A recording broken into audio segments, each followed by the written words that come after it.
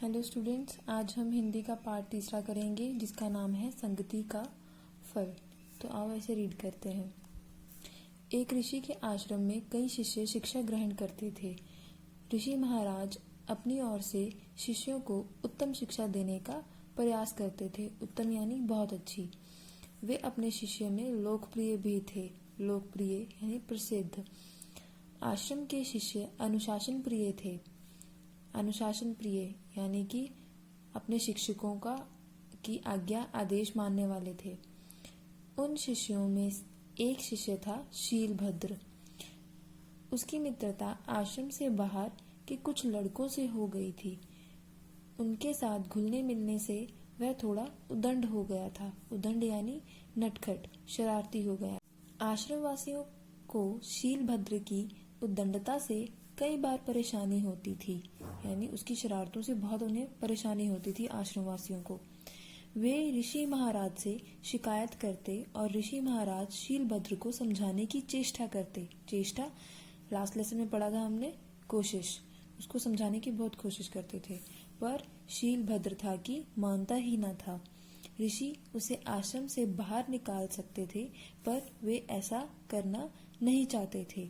वे उचित अवसर की तलाश में थे ताकि शीलभद्र को सही मार्ग पर लाया जा सके, यानी उसे सुधारा जा सके। एक बार ऋषि महाराज अपने शिष्यों के संग टहलने निकले। टहलते टहलते वे सब समुद्र तट पर पहुंचे। समुद्र तट पर ऋषि महाराज सागर की लहरों को निहारने लगे, उन्हें देखने लगे। सागर की लहरों के बीच उन्हें एक समुद्री जहाज को आते देखा। उन्होंने एक समुद्री जहाज को आते हुए देखा सागर की लहरों से।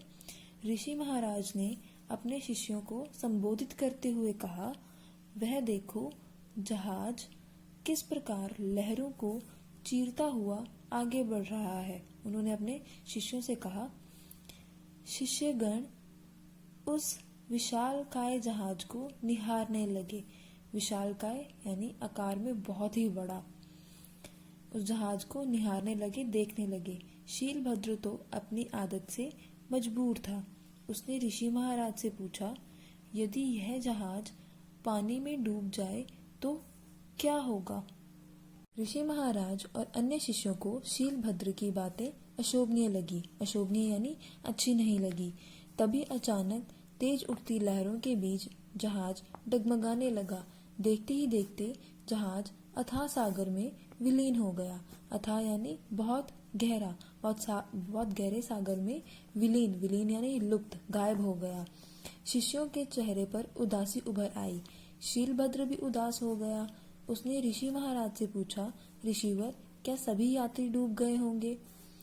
ऋषि महाराज ने कहा, हाँ, उनमें से अधिकतर पापी होंगे। उन्हें पाप का दंड मिला होगा।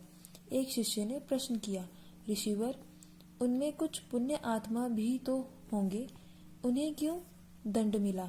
पुण्य आत्मा, पुण्य करने वाले अच्छे लोग भी होंगे, तो उन्हें क्यों दंड मिला?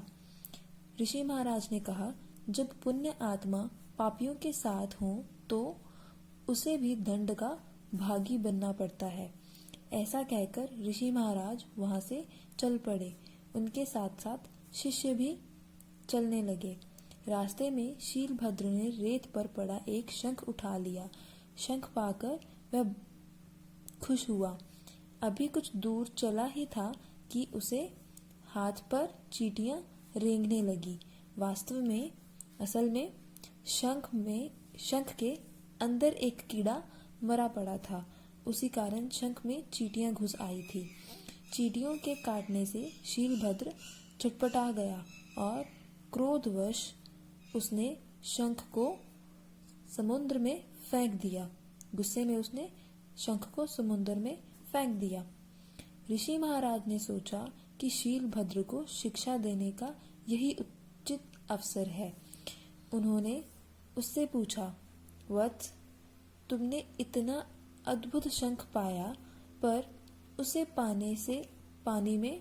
पानी में क्यों फेंक दिया? शीलभद्र बोला, ऋषिवर, शंख के अंदर चींटियां थी जो मुझे काट रही थी। इसी कारण मैंने शंख को पानी में फेंक दिया। वत्स, क्या तुम्हें सभी चींटियों ने काट खाया था? ऋषि महाराज ने पूछा। नहीं, उनमें से कुछ चींटियों ने ही काटा था, शीलभद्र ने उत्तर दिया। तो इसका अर्थ हुआ कि उद्दंड चींटियों की संगति के कारण ही अन्य चींटियां दंड की भागी बनी, है ना? ऋषि महाराज ने शीलभद्र से पूछा, मतलब जिन्होंने चींटियों ने काटा था उनके साथ अन्य चींटियां जिन्होंने उसे नहीं काटा था उन्हें भी दंडित का भागी बनना पड़ा। ऋषि महाराज ने शीलभद्र से पूछा, तो शीलभद्र ने शायद ऋषि महाराज की बातों का अर्थ समझ लिया था। उसने अपनी दृष्टि झुका ली थी, अपनी नजर झुका ली थी। ऋषि महाराज ने आगे बढ़कर शीलभद्र के सर पर हाथ फेरते हुए कहा, वत्स, संगी साथी का चुनाव करते समय समझदारी से काम लो, वरना संगति का फल तुम्हें भी भुगतना पड़ सकता है। संगी साथी, दोस्त मित्र जो हैं वो समझदारी से बनाओ, वरना संगति का फल तुम्हें भी भुगतना पड़ सकता है। शीलभद्र ऋषि महाराज के पैरों पर गिर पड़ा और कहने लगा, ऋषिवर, मुझे क्षमा करें, मेरे नेत्र खुल गए हैं, यानी मुझे समझ आ गई है। ऋषि ने शीलभद्र को उठाया और गले से लगा लिया। यह हमारा पाठ था संगति का फल, जिससे हमें शिक्षा मिलती है कि बुरी संगत से हमें दूर रहना चाहिए, बुरे दोस्तों से दूर रहना चाहिए। संगी साथी यानी दोस्त चुनते समय हमें बहुत ही समझदारी से काम लेना चाहिए। ठीक है, आगे इस चैप्टर के शब्द ज्ञान। शिष्य, शिष्य यानी चेला। उत्तम, अच्छा। उदंड, नटखट, मार्ग, रास्ता। निहारना, देखना। विशालकाय, बहुत बड़े आकार वाला। अथाह, बहुत गहरा। विलीन, गायब।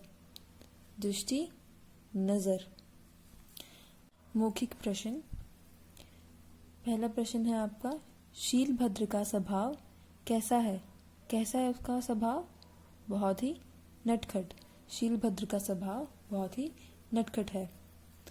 शिष्यों ने समुद्र तट पर क्या देखा? क्या देखा? शिष्यों ने समुद्र तट पर विशालकाय जहाज देखा।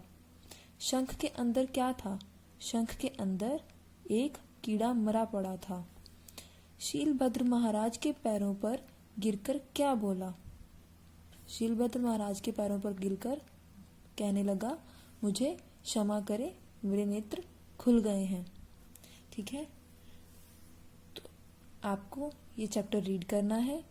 शब्दार्थ और मौखिक प्रश्न आपकी कॉपी पे लिखने हैं।